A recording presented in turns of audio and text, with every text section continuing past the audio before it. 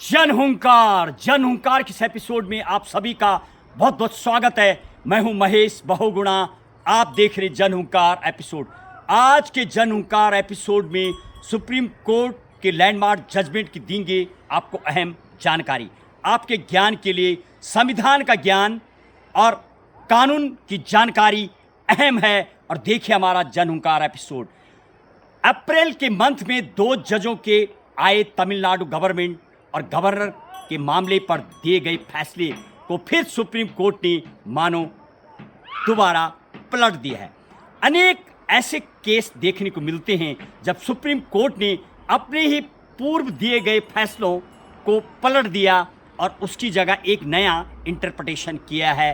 पहले जब देश आज़ाद हुआ था, संविधान लागू हुआ था 1950 में, तो 1951 में शंकरी प्रसाद वर्सेस यूनाइटेड ऑफ इंडिया का जो केस 51 में जिसकी सुनवाई हुई थी, वहीं से मानो ऐसा लगता है कि सुप्रीम कोर्ट की और सरकारों की टसल चालू हुई है। और 2025 में भी वो टसल देखने को मिलती है, जो अभी अभी राष्ट्रपति के द्वारा संविधान की धारा 143 में सुप्रीम कोर्ट से परामर्श लेने की जो शक्ति है, उसके अधीन राष्ट्रपति के द्वारा 14 प्रश्न पूछे गए थे और 5 जजों की कॉन्स्टिट्यूशनल बेंच ने अभी 2 दिन पूर्व में फैसला दिया है, नवंबर 2025 में। और अप्रैल में जो 2 जजों का फैसला दिया गया था, उसको भी मानो दोबारा पलट दिया है, उसको नए ढंग से परिभाषित किया है। बताएंगे आपको टाइमलाइन के हिसाब से। सबसे बड़ी बात, यदि आप संविधान का अध्ययन करेंगे,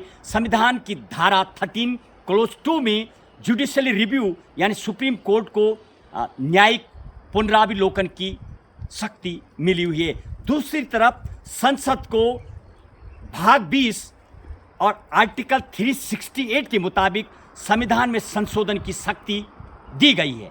और इन दोनों की मानो टसल तब से चलती आई है, लगातार 2025 तक। समझाएंगे आपको सबसे पहले किस तरीके से पहला जब केस आया था शंकरी प्रसाद वर्सेस यूनाइटेड ऑफ इंडिया का 1951 और सज्जन सिंह का केस सज्जन सिंह वर्सेस राजस्थान सरकार का 1965 में, जिसमें सुप्रीम कोर्ट ने ये परिभाषित किया था कि संविधान की जो संशोधन की जो शक्ति है, उस शक्ति के अधीन यानी परिवर्तन किया जा सकता है। यानी संविधान जो मौलिक अधिकार है, क्या मौलिक अधिकार में भी परिवर्तन किया जा सकता है?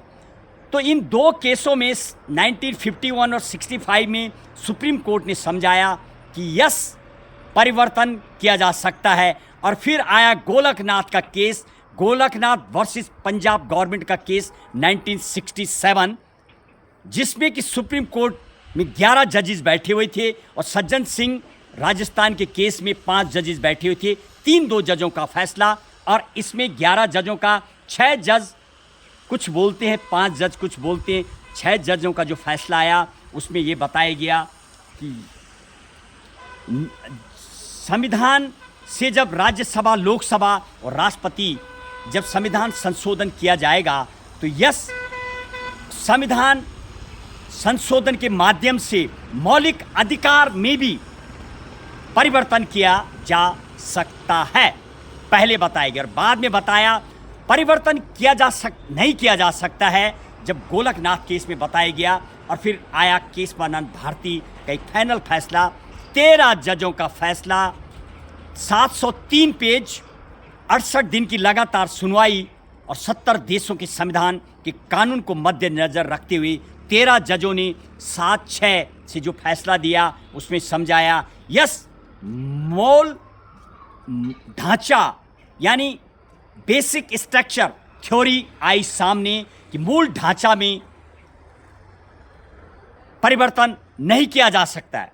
हालांकि संविधान की धारा 368 के अधीन संविधान संशोधन के माध्यम से मौलिक अधिकार में भी परिवर्तन किया जा सकता है, लेकिन बेसिक स्ट्रक्चर में छेड़खानी नहीं किया जा सकता। और ये पूछे जाने पर कि बेसिक स्ट्रक्चर क्या होता है, सुप्रीम कोर्ट ने समझाया कि जब जब आवश्यकता होगी तब तक उसको परिभाषित किया जाएगा। देश की आज़ादी के तुरंत बाद से 1951 से लेके 2025 तक आखिरी केस की यदि मैं बात करूं, तमिलनाडु गवर्नमेंट वर्सेस गवर्नर को लेकर के राष्ट्रपति के द्वारा संविधान की धारा 143 के अधीन जो पूछे गए 14 प्रश्न थे, उनके जवाब में आर्टिकल 111, जिसमें राष्ट्रपति विधेयक को पास करने की शक्ति होती है और गवर्नर को धारा 200 के अधीन विधेयक की अनुमति को देने की शक्ति होती है।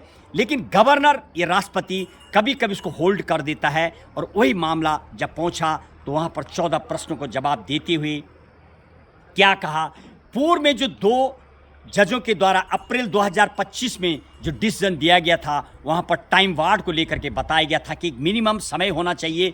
10 से ज़्यादा बिल गवर्नर ने तमिलनाडु सरकार के रोक दिए थे और उसी को लेकर के तमिलनाडु सरकार जब सुप्रीम कोर्ट पहुंची तो वहां पर टाइम बाउंड समझाया गया कि विद इन मंथ जब विधेयक गवर्नर के पास पहुंचेगा तो 1 महीने के अंदर गवर्नर को अपना फैसला बताना होगा और 3 महीने के अंदर यदि होल्ड करने की जो पावर है यानी राष्ट्रपति को भेजने की जो शक्ति है वो 3 महीने के अंदर बतानी होगी और एक टाइम लिमिट हो और एक डीम्ड भी वहाँ पर समझाया गया कि यदि कुछ जवाब नहीं मिलता है तो इसका मतलब ये समझा जाएगा कि विधेयक पास हो चुका है, अनुमति मिल चुकी है।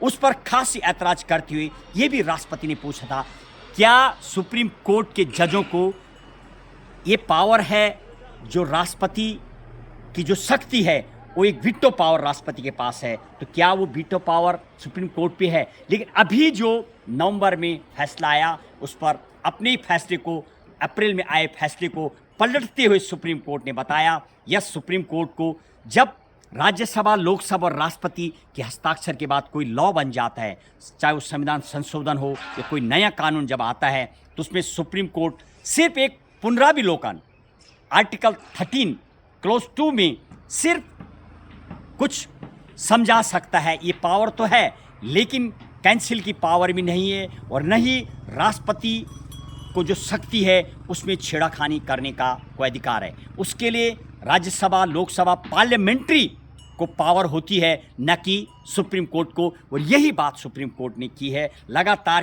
केशवानंद भारती का जो केस 24 अप्रैल 1973 को आया था उसमें भी यही समझाया गया, जो कि आज तक देश में लागू है। बहुत बड़ा केस उसको समझा जाता है जिसने कि संविधान की एक सुरक्षा की है और सुरक्षा कवच भी कहा जाता है। बताएंगे आपको अगले एपिसोड में क्या है आर्टिकल 13, आर्टिकल 32, आर्टिकल 226 जिसमें हाई कोर्ट को मौलिक अधिकार के हनन होने पे विवेकाधीन सुनवाई का अधिकार होता है, और सुप्रीम कोर्ट के आर्टिकल 13, 32, आर्टिकल 131, आर्टिकल 251 और आर्टिकल 254 में भी कहीं ना कहीं पुनरावलोकन की शक्ति छिपी हुई है। जिस तरीके से संविधान की धारा 142 में सुप्रीम कोर्ट को न्याय की शक्ति छिपी हुई है, यानी किसी भी फैसले को सुप्रीम कोर्ट जब देता है तो धारा 141 के अधीन हाई कोर्ट और डिस्ट्रिक्ट कोर्ट में ऑटोमेटिक लागू हो जाती है और वो कानून भी बन जाता है।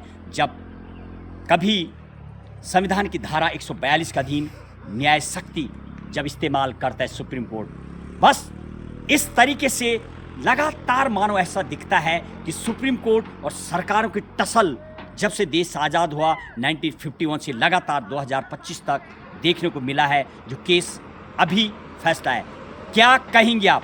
फैसला आपका बताएंगे आप, क्या ये सही है? आप संविधान का अध्ययन करेंगे। संविधान संशोधन 44 जो इंदिरा गांधी सरकार ने 71 में किया था वो भी यही दर्शाते हैं। 1971 और उसके बाद 67 अनेक बार ऐसा संविधान में मानो ऐसा जो परिवर्तन किया गया था, और 42 मिनी कॉन्स्टिट्यूशन अमेंडमेंट जिसको कहा जाता है, फिर 54 आया। ये तमाम चीज़ें दर्शाती है कहीं ना कहीं टसल मानो देखने को मिलती है। बस क्या कहेंगे आप? क्या वास्तविक ही ये इस तरीके से जो संविधान आखिर संविधान की सुपरमैसी देश में है, ये पूरी झलकती है, संविधान सबसे ऊपर है, और कहीं ना कहीं ये फैसले यही बताते हैं। बस आज के जनहुंकार एपिसोड में इतना ही। कीजिए इंतज़ार अगले एपिसोड का। जय हिंद, जय भारत।